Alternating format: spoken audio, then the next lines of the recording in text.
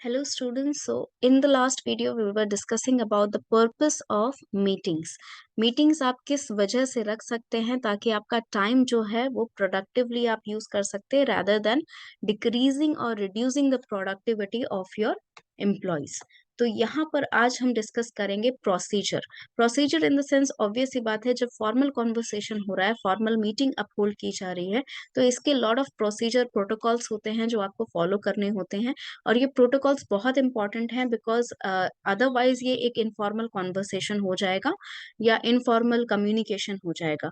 तो फॉर्मल के लिए आपको बहुत सारी चीजें याद रखनी है। तो सबसे पहली बात तो ये है कि आपको जो है कौन मीटिंग कॉल कर रहा है। जो पहला क्वेश्चन है that who will call the meeting, who will lead the meeting, किस वजह से कॉल किया जा रहा है मीटिंग। अगर उस पर्सन के लिए, जैसे फॉर एग्जांपल अगर आपको इंस्ट्रक्ट करना है किसी को, तो आप ऑलरेडी एक लीड पोजीशन पे हैं, आप मैनेजर हैं, आप चेयरपर्सन हैं, आप सीईओ हैं, आप लीडर हैं टीम के, तो ऑलरेडी आप एक हायर पोजीशन पे हैं। लेकिन कई बार ऐसा होता है कि आपको जो है यहाँ पर जो जूनियर्स होते हैं वो भी बुला सकते हैं meeting, because sometimes they are having some kind of issues और problems and they want to communicate to the higher authority directly, so that वहाँ पर जो भी कंफ्यूजन है, जो भी कॉन्फ्लिक्ट्स हैं, उनको दूर किया जा सके। तो कौन लीड कर रहा है और कौन कॉल कर रहा है? जब पर्सन कॉल कर रहा है वही लीड करेगा मीटिंग को। और जब मीटिंग लीड करने का मतलब ये नहीं है कि आपको उन्हीं की बात सुननी है। द थिंग इज, लीड करने का मतलब है कि आप वहां मीटिंग को गाइड करेंगे। जो पर्पस और एजेंडा के साथ आपने ये मीटिंग रखी थी, उस एजेंडा को, उस पर्पस को फुलफिल करना है। सारी चीजें जो आपने एजेंडा में डाली थी वो फुलफिल होनी चाहिए। जो पर्पस है आपका मीटिंग का, अगर कोई कॉन्फ्लिक्ट रिजॉल्व करना है तो उसका सोल्यूशन मिलना चाहिए। अगर आपको इंस्ट्रक्ट करना है तो इंस्ट्रक्शन देने में कोई भी डाउट नहीं रहना चाहिए। जो पर्सन इंस्ट्रक्शन आपसे ले रहे हैं उनके सारे डाउट्स क्लैरिफाई करने चाहिए ताकि अच्छे से आपके इंस्ट्रक्शंस फॉलो हो सकें। ये सारी चीजें लीडर की रिस्पॉन्सिबिलिटी है कि जो भी वहां पर पर्पस है वो फुलफिल करना चाहिए। Next is who will act as a secretary at the meeting. देखिए, सेक्रेटरी जो है उसको बहुत ही आप कह सकते हैं मिसअंडरस्टूड किया जाता है इस वर्ड को। सेक्रेटरी का मतलब होता है जो बेसिकली हेल्प करेगा लीडर को गाइड करने में मीटिंग को। हो सकता है उसे वो मीटिंग जो है, मीटिंग में क्या क्या चीजें हुई हैं, उसे एक रिटन फॉर्मेट में देना पड़े बाकी मेंबर्स को बाद में, ताकि उन्हें याद रहे कि मीटिंग में ये सारी चीजें हमने बात की हैं, ये सारे डिस्कशन के हमारे पॉइंट्स मिले थे, ये सारा कंक्लूजन निकला है हमारा, and at last this decision was taken upon. तो सेक्रेटरी का काम ये नहीं है कि वो बस जो बोलते जा रहा है उसकी बात वो लिखते जाए, या जो इंस्ट्रक्ट करेगा लीडर उसकी बात सुनते जाए। सेक्रेटरी का काम होता है कि वो हेल्प करे गाइड करने में लीडर को। यहाँ पर कोई भी बहुत लोअर, कोई भी बहुत हायर ना समझे। सेक्रेटरी का यहाँ पर मेन पर्पस यही है कि वो बेसिकली एक आप कह सकते हैं असिस्टेंट लीडर है यहाँ पर लीड के लिए, कि वो असिस्ट कर रहा है उनको, उनका काम करने में आसानी हो, ताकि और बाकी मीटिंग के बाद भी जो पर्पस है वो फुलफिल हो रहा है। अगर जो डिसीजन लिया गया है उस इंस्ट्रक्शंस को वो लोग फॉलो कर रहे हैं या नहीं, ये सेक्रेटरी ध्यान रख सकता है through sending a memorandum to them और through sending an email to them. जो भी यहाँ पर पर्पस हो रहा है उसको फॉलो अप करने का रिस्पॉन्सिबिलिटी सेक्रेटरी का होता है। तो कोई बहुत लोअर पोजीशन नहीं है, तो आपको ऐसा बुरा लगने की जरूरत नहीं है that you were given the role of a secretary at the meeting. Secretary का मतलब ये है कि जो लीडर ने कहा है, जो लीड किया है, जो गाइड किया है मीटिंग को, उन सारी चीजों को वहां पर मीटिंग में जो भी हुआ है उसको एक फॉर्मेट में वो डालकर सबको पर्पस मेमोरेंडम में वो भेजती हैं या ईमेल भेजते हैं।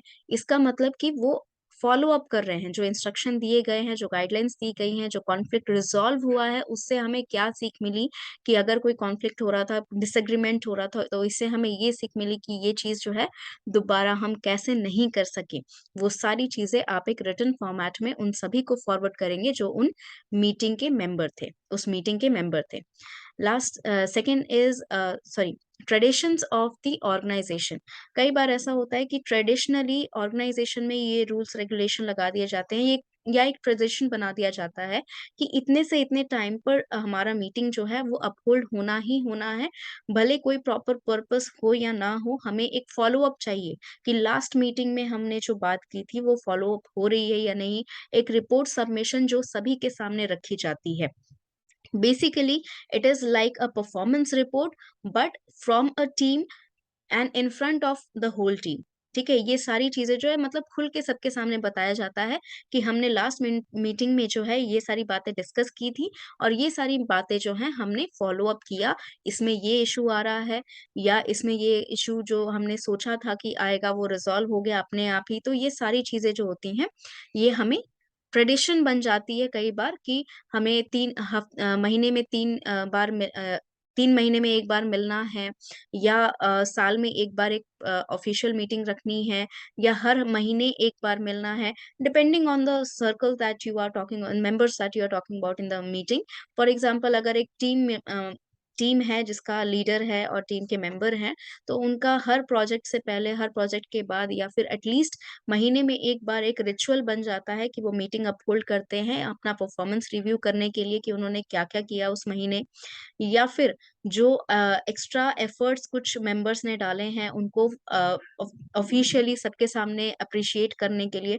तो ये ट्रेडिशंस कई बार ऑर्गेनाइजेशन में बन जाते हैं and it is very helpful to keep up the moral of the team members and the members of the meeting. Time and date of the meeting is very important कि आपको किस purpose से है। जब आपका पर्पस क्लियर हो गया तो उसके अकॉर्डिंग आपको टाइम और डेट जो है मीटिंग का वो फॉर्मली सबको बताना होता है। तो किस तरह की मीटिंग है इस पे डिपेंड करता है कि आपका टाइप ऑफ मीटिंग पे डिपेंड करता है कि टाइम ड्यूरेशन कितना रहेगा।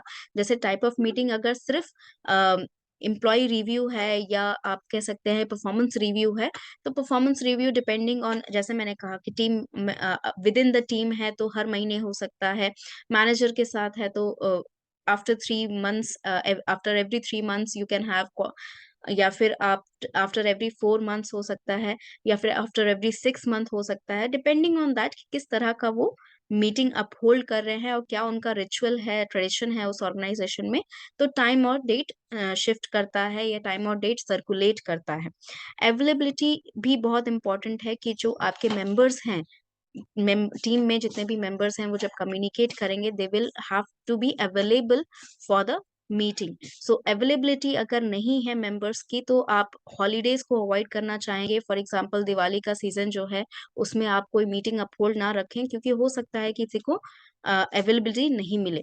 या फिर आप जो है you can any local holidays that you are going to have, for example अगर कहीं पर कोई रैली हो रहा है या कोई भी ऐसा सिचुएशन क्रिएट हो रहा है जिसकी वजह से आपकी मीटिंग जो है उसका टाइम और डेट शिफ्ट किया जा सकता है, it is much better to uphold in a formal way जहां पर वीकेंड्स या वीक के पूरे वीक में कोई भी डिस्टरबेंस क्रिएट ना हो। तो आपका टाइम और डेट जो मेंटेन रहेगा उस पे सारे जो पर्सन है वो अवेलेबल अगर रहेंगे तो आपका पर्पस जो है वो फुलफिल ज्यादा बेटर तरीके से हो पाएगा। अ, इसमें देखिए प्रॉब्लम ये भी होती है कि अगर आप हॉलीडेज या लोकल हॉलीडेज के अराउंड अगर आप मीटिंग रखते हैं, कई बार ऐसा होता है कि मीटिंग अपहोल्ड की गई है, अगले दिन अगले दिन छुट्टी है या उसके पूरे 1 हफ्ते तक छुट्टी है। the members forget about the meeting what all things that they have discussed। तो वो exactly जो है वो purpose follow up नहीं कर पाते हैं even if the secretary is sending them regular emails, a regular memorandum, regular reminders about the things that they have discussed in the meeting। तो ये सारी चीजें आपको important ध्यान रखनी है कि आप मीटिंग ऐसे टाइम पे करें कि मीटिंग का जो पर्पस है अगर फुलफिल होना है, फॉर एग्जाम्पल अगर कॉन्फ्लिक्ट रिजॉल्व करना है तो उसमें कोई प्रॉब्लम नहीं है, लेकिन अगर इंस्ट्रक्ट किया है, आपने ब्रीफ किया है तो उसके आगे फॉलो अप करना जरूरी होता है, इसीलिए उसे हॉलीडेज से दूर रखें। So I hope you understand the procedure. इसके अलावा भी बहुत सारी चीजें हैं जो हम आगे आने वाले वीडियोस में डिस्कस करेंगे। Thank you so much.